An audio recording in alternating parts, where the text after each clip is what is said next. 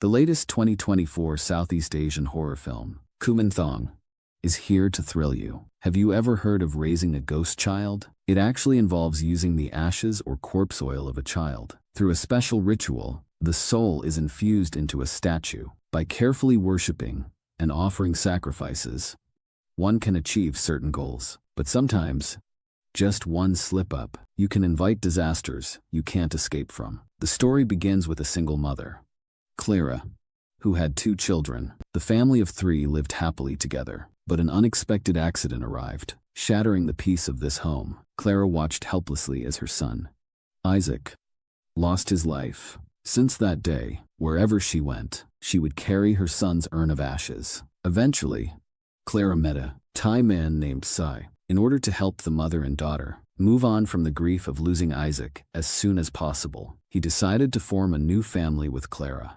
However, before that, the two had to go to Sai's home to get his mother's approval. So, they took Clara's daughter, Amy, along with them. Unexpectedly, on the way there, a crow suddenly crashed into their car. After forcing the car to stop, Sai quickly got out to check the situation, only to find that the crow was already dead and motionless. This seemed to be an ominous sign, foreshadowing that something bad was about to happen. Soon, they arrived at Sai's house and met his mother, Mrs.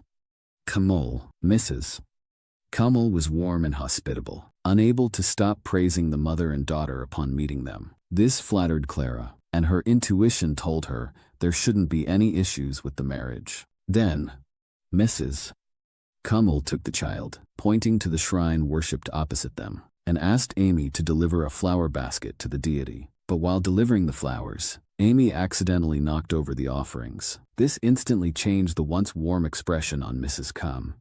Kamal's face, perhaps due to her excessive devotion to the deities. Her attitude underwent a complete 180-degree turn. Fortunately, Sai spoke up in time to stop her, and Mrs. Kamal realized her loss of composure, immediately reverting to her kind and amiable self. This made Clara instantly feel that perhaps her earlier intuition was wrong. That night, Mrs. Kamal prepared a lavish dinner for them. It seemed like an apology for the day's events, but it was actually a trap. Between the lines, the mother revealed her possessiveness over her son, constantly repeating that he was her only precious boy. In a roundabout way, she was disapproving of the marriage. When she learned the couple planned to move to the Philippines after the wedding, Mrs.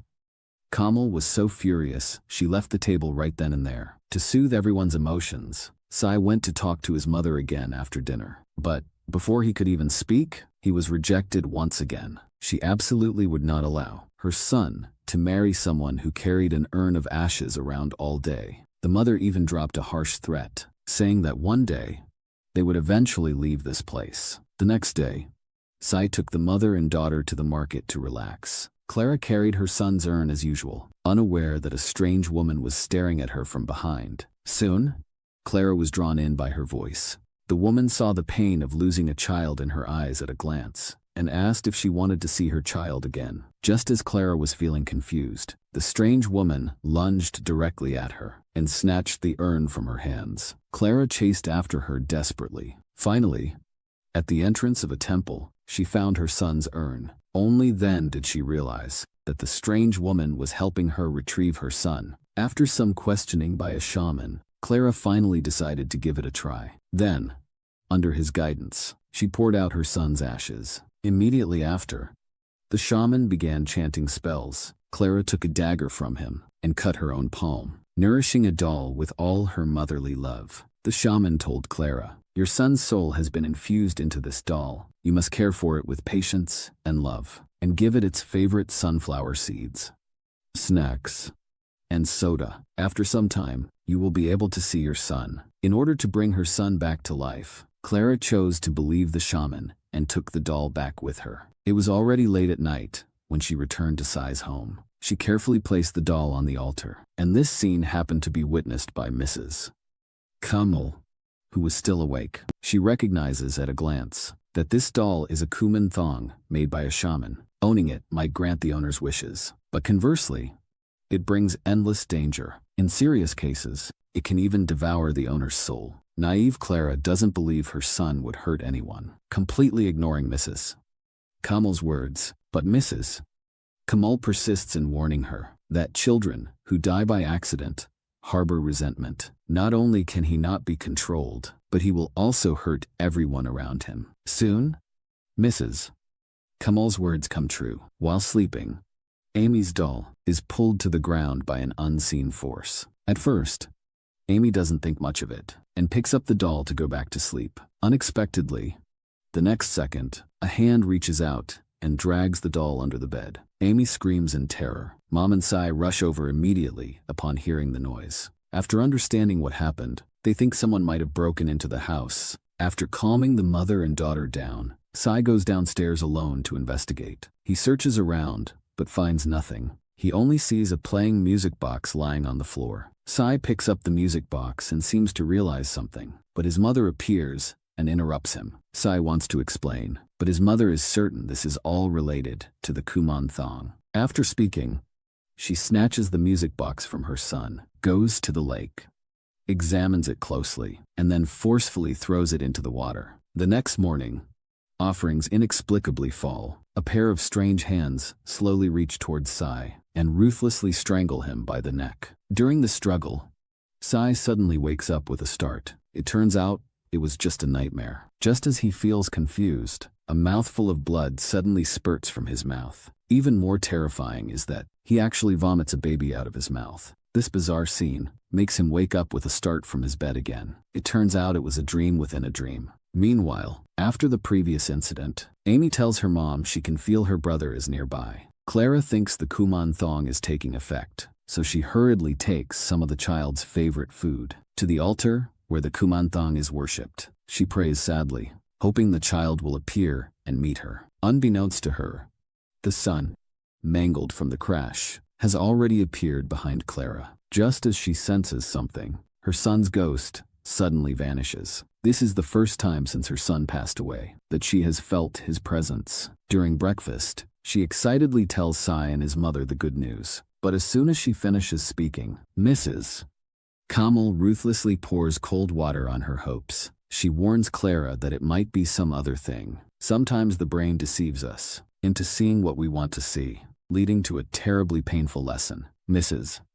Kamal hopes Clara will listen to reason and send the Kuman Thong to a proper temple to be destroyed. But clearly, Clara is very unwilling. Just then, Amy finds the sweets offered to her brother and eats them with great relish. But as she eats, she feels something is wrong. Her teeth inexplicably fall out. This scene terrifies Amy. She immediately gets up to find her mother, but a mysterious force locks the door. Amy leans against the door, screaming for her mother. Fortunately, the others hear her cries and rush over. She immediately tells them what happened, but they find her teeth haven't fallen out at all. It turns out everything just now was a hallucination. Soon, Clara discovers her daughter stole the candy. Not only does she not care about her daughter, but she blames her for stealing her brother's candy. Sai sees her terrible attitude and wants to mediate, but gets a slap from Clara in return. Then, in her anger, she drives her daughter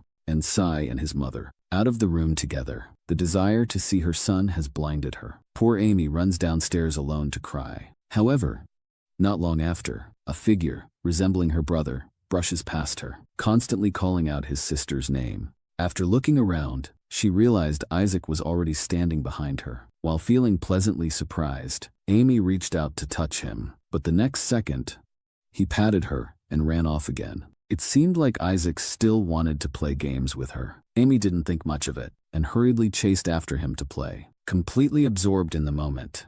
She didn't notice the sinister expression on Isaac's face. Soon, Amy was led under a pair of hanging scissors. Just as the scissors suspended above her head were about to fall, Sai happened to be passing by. In the nick of time, he called Amy away, inadvertently saving her life. Meanwhile, Clara, desperate to see her son, he was still reminiscing about the happy times with her children. Suddenly, she heard her son calling from behind. Clara hurriedly turned around to look and discovered Isaac standing right there. Clara was overjoyed and rushed to embrace her son. Meanwhile, Mrs. Kamal was also encountering some strange events. strange noises came from a side room. She hurriedly followed the sound to investigate and discovered a long-haired woman combing her hair in front of the mirror. Before Mrs. Kamal could figure out what was happening, the woman lunged at her and grabbed her. She then threw Mrs. Kamal to the ground and choked her by the neck. It looked like she intended to kill Mrs. Kamal. Hearing the cries for help, Clara rushed over. The situation was critical. She intended to help Mrs. Kamal, but was misunderstood by Sai, who just arrived. He thought Clara was trying to kill his mother. Sai hurriedly pulled his mother up, but Mrs. Kamal, without distinguishing right from wrong, accused Clara of trying to murder her for money. Clara didn't understand why Mrs.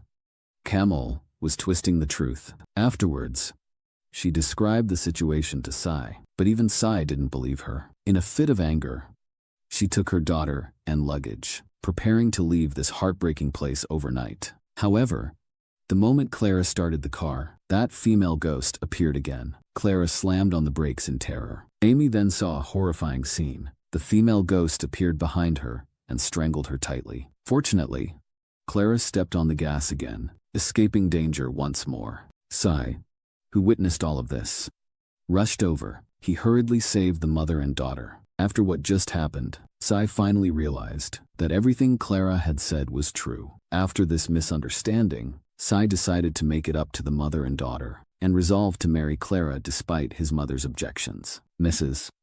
Kamal overheard their conversation from outside the door. To stop her son from leaving with this woman, she had already plotted how to deal with Clara. That night, Sai secretly took the Kuman Thong to the lakeside because he felt that all the recent strange events were inextricably linked to this doll. So, he threw it forcefully into the lake. Looking in the direction where he threw the doll, there was a figure standing on the shore. It looked very much like the ghost that appeared last night. To figure out the reason behind this, Sai summoned his courage and went to the other side of the lake. He not only found some digging tools, but also the music box his mother had thrown away. Sai realized there must be something else buried underneath. So he picked up the tools and started digging. To his surprise, a female corpse appeared before his eyes, and the corpse turned out to be his ex-girlfriend. Sai didn't understand why his ex-girlfriend would die here. It seemed his mother was definitely involved. Meanwhile, Mrs. Kamal had prepared a delicious soup and brought it to Clara. She urged Clara to drink it all while it was hot. Thinking it was care from her future mother-in-law, she drank it, unaware that something ominous was about to happen. Soon, Clara collapsed to the ground, paralyzed. In that moment, she finally realized that Mrs. Kamal had poisoned the soup. Sai was her everything. She wouldn't allow anyone to take him away from her. Mrs. Kamal intended to kill Amy as well, but fortunately, the clever girl had already hidden under the bed. Just then, Sai returned, allowing Amy to escape disaster. Facing her son's questioning, Mrs. Kamal answered without hesitation that Sai's ex-girlfriend was poisoned to death in the same way. She didn't want anyone taking her son away. Sai never imagined that his seemingly gentle mother could be so selfish, depriving him of even the right to pursue his own happiness. Just as the mother and son were arguing, a female spirit holding a Kuman Thong appeared right in front of Amy and possessed Clara's lifeless body. Filled with resentment, she immediately rushed towards Sai and strangled the heartless man to death. She then left Clara's body, which miraculously revived Clara. Immediately after, she possessed Mrs. Kamal, forcing her to grab the scissors on the table and ruthlessly slash her own throat. Everything seemed to have returned to peace. After Amy realized her mother had come back to life, she took the Kuman Thong and prepared to leave with her. Suddenly, Isaac's ghost appeared behind her and pushed her off the windowsill. Clara witnessed everything with her own eyes. In that moment, she realized that the evil seeds she had sown had finally brought her evil consequences. In the end, Clara painfully destroyed the Kuman Thong, completely giving up on the idea of resurrecting Isaac. And so, the movie ends. This is Movie Briefs Recaps. See you next time.